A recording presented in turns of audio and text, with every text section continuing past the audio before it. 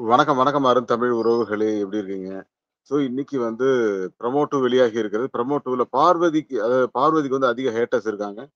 திவாகர் வந்து அதிக ஃபாலோவர்ஸ் இருக்காங்க.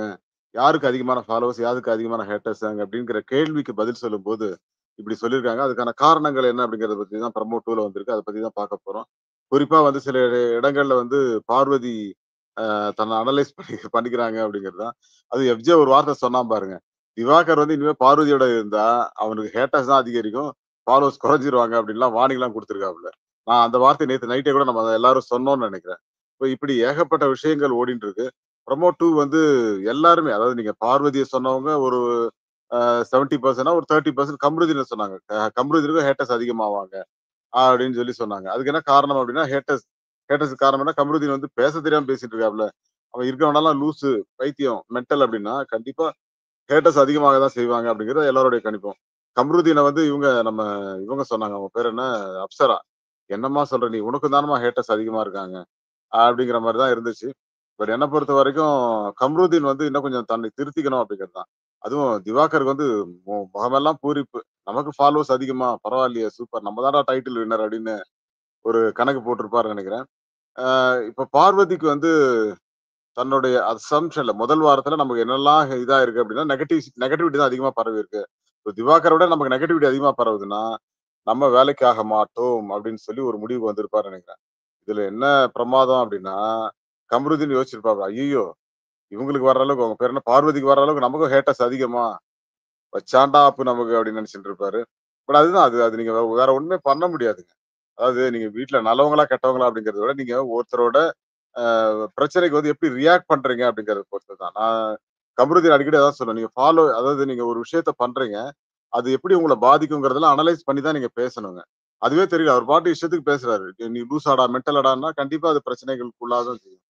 பட் திவாகர பொறுத்தவரைக்கும் அவரு மத்தவங்க சொல்றத கேட்க மாட்டேங்கிறார் அப்படிங்கிற சில சில குறைகள தவிர்த்து, திவாகர் ஓகே அப்படிங்கிற மாரி தான் இருக்கு. திவாகருக்கு வந்து இப்ப நீங்க ஆதிரையோட சண்டை போட்டதாகட்டும், கம்ருதீனோட சண்டை போட்டதாகட்டும், அ எஃப்ஜேவோட சண்டை போட்டது, ரம்யாவோட சண்டை போட்டதாகட்டும், எல்லாமே வந்து அவர் வந்து அவங்க சொல்றத காதுல வாங்காமலே திட்டிட்டு இருக்காரு. அது வந்து மிகப்பெரிய ஒரு மைனஸ். அப்படி இருந்தாலுமே, அவர் அந்த மார்னிங் டாஸ்க்ல வந்து என்னது வாட்டர்மெலன் அகாடமியா? ஏதோ ஒண்ணு பண்ணாரே. நடிப்பரக்கன் அகாடமி.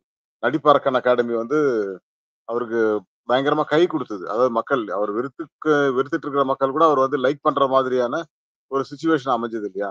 அந்த மாதிரியான ஒரு சிச்சுவேஷன் அமையும்போது, கண்டிப்பா அது அவருக்கு பாசிட்டிவா அமையும் அப்படிங்கிறது தான்.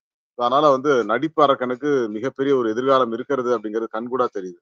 பட் என்ன பொறுத்தவரைக்கும் அவர் இன்னும் நெறைய அனலைஸ் பண்ணணும். பட் பார்வதி வந்து தன்னோட ஹேட்டர்ஸ எப்படி குறைச்சுக்கணும் அப்படின்றதும், அதேபோல திவாகர் வந்து பார்வதியோட இருந்தா, பார்வதிக்கு பிளஸ், திவாகருக்கு மைனஸ் அப்படிங்கிறது வந்து நம்ம நெறைய இடத்துல சொல்லியிருக்கோம். அது திவாகர் புரிஞ்சுக்கணும். திவாகர் புரிஞ்சுக்காம விளையாடினார் அப்படின்னா, கண்டிப்பா அவருக்கு எதிர்காலம் மிகப்பெரிய ஒரு கேள்விக்குறியாகும்.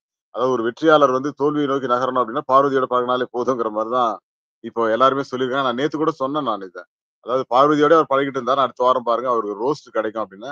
பட் இன்னைக்கே வந்து மக்கள் அங்க உள்ள இருக்கிறவங்களே அத சுட்டிக்காட்டியிருக்காங்க. பார்வதியோட சுத்திட்டு இருந்தாருன்னா, அவருக்கு ஃபாலோவர்ஸ் குறைஞ்சிருவாங்க.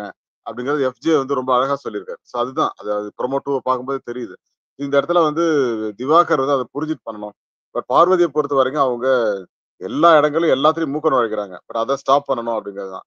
கம்ருதீன் நிஜமாவே வந்து அவரு மனநிலை வந்து சரியில்லையான்ற அளவுக்கு தான் யோசிக்க தோணுது. பட் அவரும் தன்னை கண்ட்ரோல் பண்ணிக்கிட்டா மட்டும் தான் அடுத்த கட்டத்தை நோக்கி நகர முடியும் அப்படின்னு சொல்லிட்டு விடைபெறுகிறேன். நம்ம சேனல லைக் பண்ணுங்க, சப்போர்ட் பண்ணுங்க, சப்ஸ்கிரைப் பண்ணுங்க. உங்கள் நண்பர்களுக்கு மறக்காம ஷேர் பண்ணுங்க. Thank you all and bye to everyone. Thank you.